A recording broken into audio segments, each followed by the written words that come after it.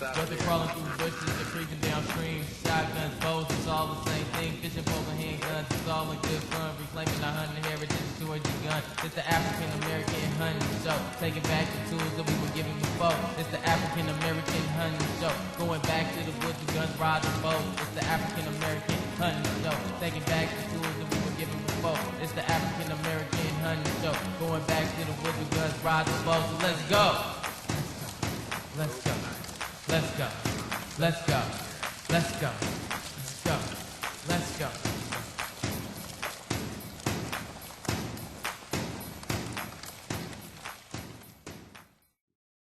Hey everybody, thanks for tuning in. Hey Donnell. How's it going? All right, man.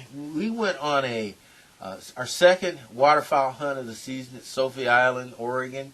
And we had a great time, but man, did we deal with some weather. Yes, all the ice melt. And this was the highest water we'd ever seen. We've been hunting out there almost a dozen years now. Yeah. And man, all types of conditions. We walked in water chest deep to him to get out of there. You know, we started out, and in the blind, the water was about midway to the calf, right? Yeah. And by the time we left, it was almost up to our chest. So we had to get out of there. We only got 3 ducks, but still we had a great time. Yes, we did. Our host again was Brian Strong with the North Unit Hunt Club in North Sophie Island. And as usual, he put on a great show of calling. And under very difficult circumstances, he called in some ducks, and we managed to harvest a few, get a few shots. If we were better shots, we could have got some more ducks. Yeah, I know. Yeah, we got to get back to the club and really get our game together. You can blame yours on the shot. I'm going to blame mine on the load. I didn't have the right load in for that day. Okay. Wink, wink. Yeah.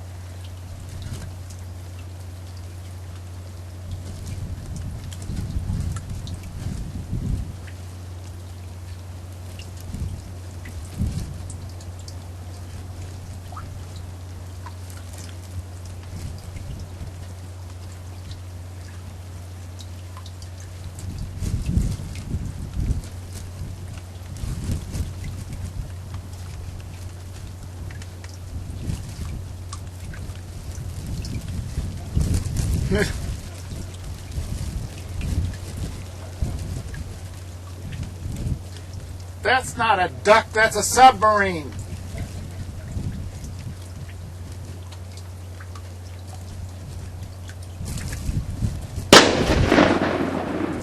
Stay tuned for more action. We'll be right back. Oh no! A splash. Yep. Our cameraman fell in the water. Could you believe that, man? Yeah, I couldn't, and it was just a shot. Yeah. But at the same time, saving all of the equipment. Right. Nothing was. I looked over there, and the camera was sticking up out of the water, and there was a hand. I was like, "Where did that come from?" And then I was like, "Where is Greg?" And then he emerges from the depths of the lake. But he Man, he held on to that camera, though. Yes, didn't he did. Yeah, Yes, man, he He did. didn't have another 5Gs for that camera. I know. Yeah. So, but you know, I really like the thing about the fact of the matter that he was so courageous. I mean, I would have said, let's go home. But he stuck with us the whole day. Yes, he did. You know, and then to his credit, he's tough like that. Yes, And he did. that's why we love working with him, because he's so dedicated, man. So.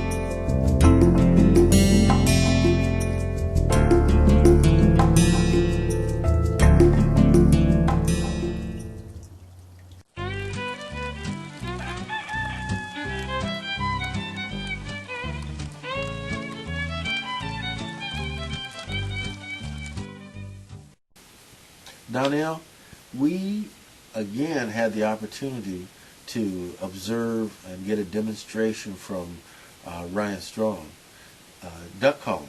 And Yeah. this time he used a different call. Let's take a look at that. Hey everybody, this is our second duck hunt of the year, and my good friend Ryan Strong, North Union Hunt Club, Sovies Island, Oregon, took us out again. We didn't have the great day that we had as far as harvesting birds the last time, Ryan, but you know, we sure had a lot of fun with this high water. Yeah, right now we're in a flood situation, so Columbia River came up on us 3.5 feet last night, so it kind of spread our birds out and made the conditions a little tougher today. Well, in fact, Ryan, he drove about half a mile through about 3-4 foot of standing water coming in, but decided to bring the truck back to higher ground, thank goodness, because the water did rise some more throughout the morning and the early afternoon. But Ryan, talk about these 3 ducks. Again, we have such great variety out here. We only got 3, but we got 3 different species. That's right. Today we ended up with a Drake Mallard, a Drake Widgeon, and a Drake Pintail. So it was boys' night out today. And one thing that was interesting to me, and you demonstrated goose call and duck calls last time, but you were using one for the pintails, a whistle. Can you tell us about that and maybe demonstrate that use of that whistle? Yeah, the pintails will make a unique sound. Sometimes the hens will make a very mottled quack, but most of the time it's a whistle, and it's a flutter. And what you have to do with your tongue is flutter the tip of your tongue behind your front teeth, and it's Okay. So one of the things that we talked about on the prior show is we went mainly over the mallard calls, but one of the things that's really important to remember is not all ducks make a quack. Okay. And it's the same with your widgeon. Okay. So you use the same pintail call that you can use on your pintails as you use on your widgeon. On the widgeon. Okay. And that's just a 2-note whistle.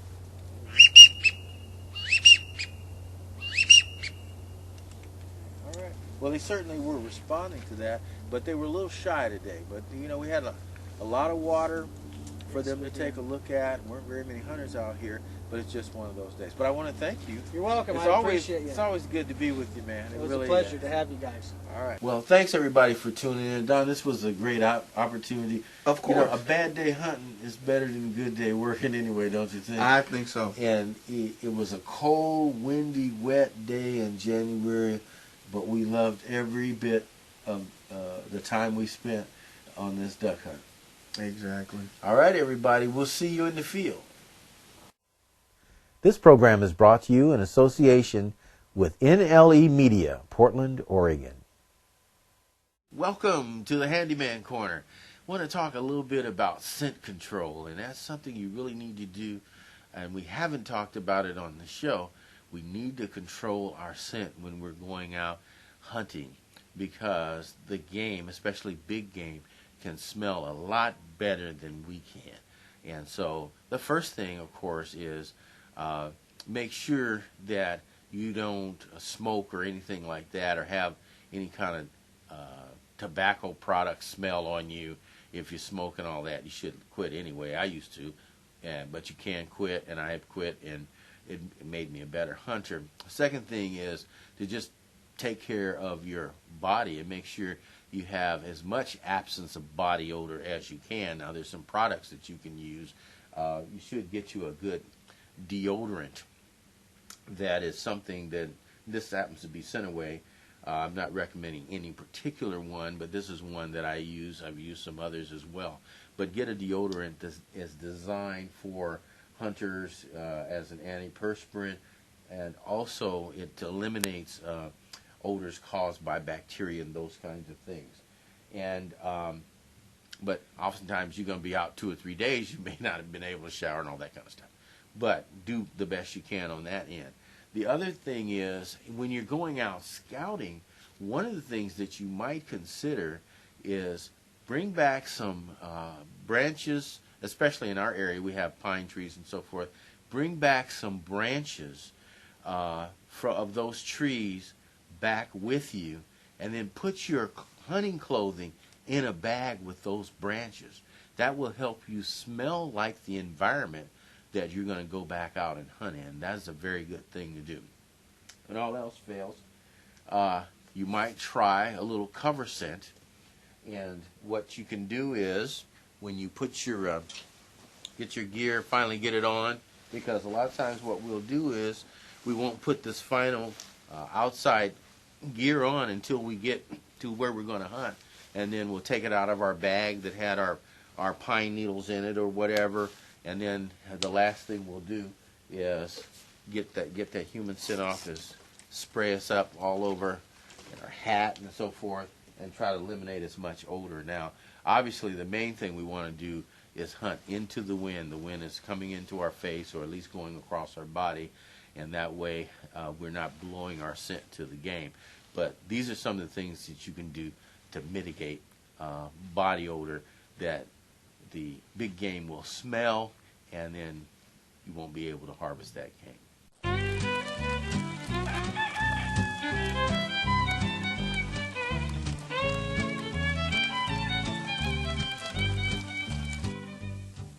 Welcome to the Handyman Corner and the African American Hunting Association Outdoor Show. And Donnell, my co-host, and I have been talking about handguns. And he likes his semi-automatic handgun, and I like my revolver. And we just want to talk for a minute about maybe some of the benefits of carrying each one. And I'm the revolver guy. I've kind of always been a revolver guy. I have several of them. I've got 22 for plinking, and I've got 357. I've got 44 Magnum, and sometimes when you're hiking and that kind of stuff, it's nice to have a firearm with you, especially out here in the West where we got the cougars and the bears and things that you may run into from time to time, and or whatever. And I like to carry a revolver. This is a 357 revolver. It's an older one. It's a Ruger Security 6, but it's still very, very serviceable. Now, I'm left-handed, so I kind of got it turned around like a right-hander a little bit, but it does hold 6 357 shells, which has a pretty good pop on it, don't you think? Yeah, I think it does. And at close range, it can be a very serviceable weapon for self-protection. I wouldn't want to hunt with this with a short barrel, but it is something that I carry from time to time. Of course, we're out here in the West where As you notice, I had this concealed, but I do have a permit for that. I want, as we indicated on the earlier shows, you need to have all of your documentation if you're carrying certain kinds of weapons or hunting, that kind of stuff, and I do that. But tell me a little bit about Well, I am the a 45. I'm a revolver man also, as my dad can attest to that with his 357. But for my first gun to buy, I decided to opt out for this semi-auto striker fire pistol right here, the XD 45 ACP. And this was for many different reasons, because this is a very versatile gun. You can use this for home protection, sport shooting, all different types of things. And I feel I'm always a heavier caliber guy, so I felt really comfortable with the 45 caliber. I also noticed What do you think about 9mm though? A lot of people favor the 9mm semi-automatics. I feel 9mm is sufficient. It's been used throughout the history of time, it feels like. But, well, at least throughout the history of semi-auto handguns. But when it comes to kinetic energy and knockdown power, the 45 definitely supersedes that. But it's all in what you shoot best. Mm-hmm. Me, 45 is just fine. And so, using what I have, I found it is a nice gun to have. One of the arguments me and my dad like to have is the grab and squeeze ability of a revolver. Well, with this one here, you have the grab and squeeze ability too, with the two safeties, and this is a safety checked pistol already. You have the grab and squeeze capabilities with the semi-auto striker fire pistol because of the trigger lock mechanism, and also the beaver ducktail, which is kind of specific to guns like 1911s and the XD. So you have to squeeze this before you squeeze the trigger. Exactly. Okay. And really, it's not anything extra special. If you're gripping the gun right, then that safety compresses and you'll have no problem. But how many rounds does that gun hold? This holds 13 plus 1 in the chamber, which is 14 rounds of 45 Wow. ACP, which is still is a pretty good caliber and a lot of knockdown power, and a lot of firepower, a lot of ammo. Well, as I mentioned, this has 6, and it has show enough knockdown power. The other thing I like about the 357 caliber is that when you practice, it also shoots 38 specials, which allow you to really kind of get good and kind of get accurate with it, but it won't burn a hole in your pocketbook either. Yes. It costs a lot less. And 45s can get up there. yeah. But I like that. You let me shoot that, and you almost convinced me that I ought to get me one. Well- I'll just borrow yours. Well, like I said, I'm a revolver man too. I was raised shooting my dad's guns. And I'm pretty sure I'll be getting a 357 here pretty soon. Yeah. And I'm sure my dad has some gun envy, and likely he'll pop up with one of these. Well, it's surprising for a carry weapon. It might seem big, but it actually is fairly light, and it's certainly very concealable. So, on those late night walks, Yeah. Yeah. Yeah. If you believe in firearms like we do, then it may be a good alternative for you to take with you. I want to talk a little bit about shotguns and share with some of you who may be new to hunting and thinking about going out and hunting some birds, and you'll get to know a little bit about shotguns and what you might select to buy. The first one that I want to show you is just your old venerable pump shotgun. This happens to be a Winchester 1300 shotgun that I had for over a decade, and it's worked quite well for me. Now, one thing too for you novices, we treat every gun as if it's loaded, and every time you see me grab a firearm, you'll see me open the action. When that action is open, that weapon cannot be fired. So remember that as you're handling firearms as well. The pump is a very good, versatile, dependable shotgun, and you'll find these don't cost you an arm and a leg either. For just a few $100s, you can get a pump shotgun like this one, a number of good brands available, and they will last you a very, very long time, and they'll shoot. Now, this one happens to shoot, as all of them do, 3 shots. There's a cork in there that prevents you from shooting more than 3 shots or loading more than 3 shots, which is the the law in all the states that I know of. So, but you get 3 shots in the pump, and it'll handle slugs for deer and so forth. But for waterfowl or other birds, you can use your shot in various sizes.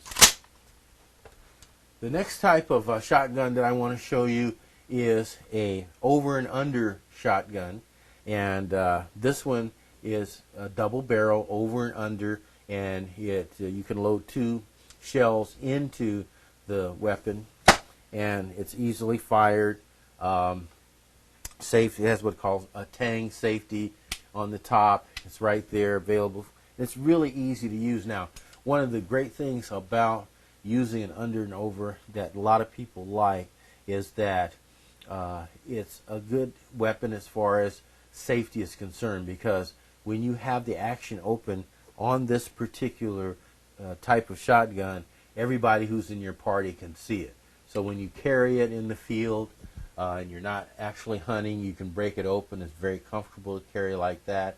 Oftentimes you'll see people carrying it even over the shoulder, but that's okay, because you can see that firearm is broken open, the action's open, and it cannot be fired. So a lot of people like over and under, especially when you're doing upland game birds, where the shots are closer, the party is closer, you're not in a blind, all shooting the same way, that kind of thing. And you have to make quick decisions and that kind of thing. So a lot of times the over and under is really good for upland game birds. But it also serves a good purpose for waterfowl. But you only get 2 shots with this. Last but not least is your semi-automatic.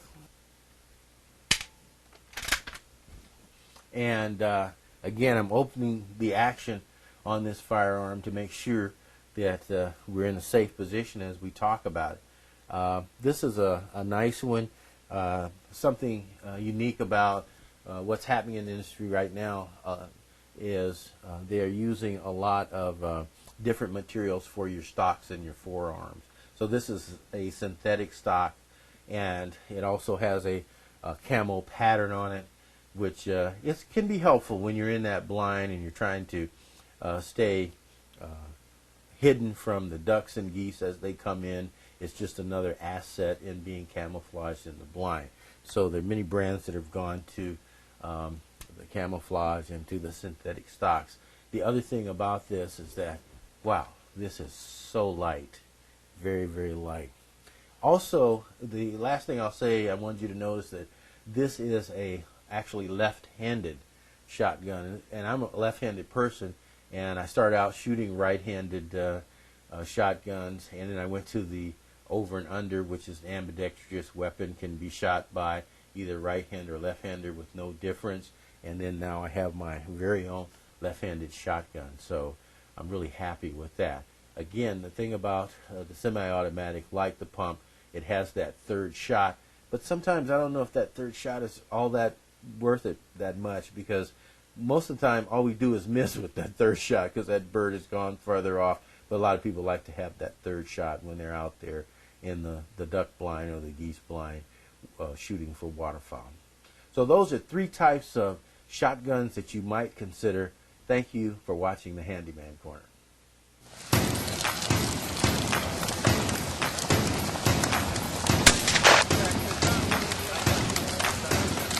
Whether crawling through bushes or creeping downstream, shotguns, bows, it's all the same thing. Fishing, poking handguns, it's all a good fun. Reclaiming our hunting heritage, storage your gun. It's the African American hunting show. Taking back the tools that we were given before. It's the African American hunting show. Going back to the bush with guns, rods, and bows. It's the African American hunting show. Taking back the tools that we were given before. It's the African American hunting show. Going back to the bush with guns, rods, and bows. So let's go.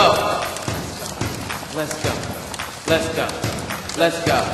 Let's go. Let's go. Let's go.